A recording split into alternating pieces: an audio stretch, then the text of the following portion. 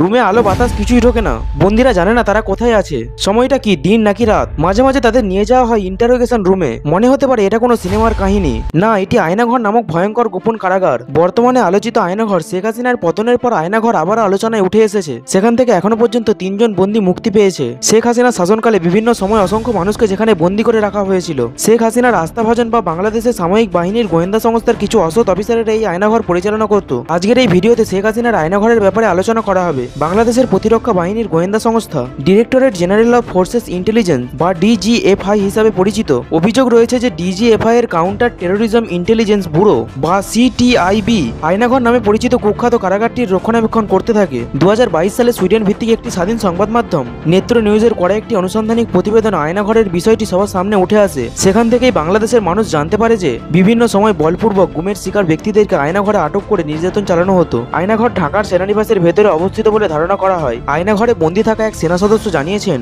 অতীতে এই জায়গাটি জয়েন্ট ইন্টারোগেশন সেল নামে পরিচিত ছিল। পরবর্তীতে একে সংস্কার ও বর্ধিত করে আয়নাঘর বানানো হয়েছে। গুমের শিকার হওয়া বেশ কয়েকজন সেনাবাহিনীর কর্মকর্তারা আয়নাঘরের অবস্থান প্রকাশ করেছেন। তারা জানিয়েছেন এই আয়নাঘরটি ডিজিএফআই এর অফিসের ঠিক পেছনে অবস্থিত। এখানে কমপক্ষে 16টি কক্ষ রয়েছে, যেখানে একসাথে 30 জনকে বন্দী করে রাখা যায়। আয়নাঘরের দায়িত্বে থাকা কয়েকজন সাময়িক কর্মকর্তা গোপনে এই কারাগারের ছবি প্রকাশ করেছেন। এই সব ছবি দেখলে বোঝা যায় গোপনে এই কারাগারে কাউকে বন্দী করে রাখাটা কতটা অমানবিক। এখানে বহু মানুষকে বিনা বিচারে বছরের পর বছর বন্দী করে রাখা হয়েছে। আয়নাঘরে বন্দীদের একজন বলে, এইসব কয়েদিখানার দেওয়ালে বহু লোকের নানান আর্তনাদ খোদাই করে লেখা আছে। কত মানুষকে যে এখানে ধরে নিয়ে যাওয়া হয়েছে কোনো হিসাব নেই। সবাইকে যে বন্দী করে রেখে দেওয়া হয়েছে এমনটা নয়, বরং অনেককে ছেড়ে দেওয়া হয়েছে, আবার অনেককে হত্যা করা হয়েছে। এইসব বিষয়ে তোমাদের কি মতামত কমেন্টে জানাতে ভুলবেন না। আজকের মতো এতটুকুই, দেখা হচ্ছে পরবর্তী কোনো ভিডিওতে। ততক্ষণ পর্যন্ত সুস্থ এবং ভালো থাকবেন। বাই।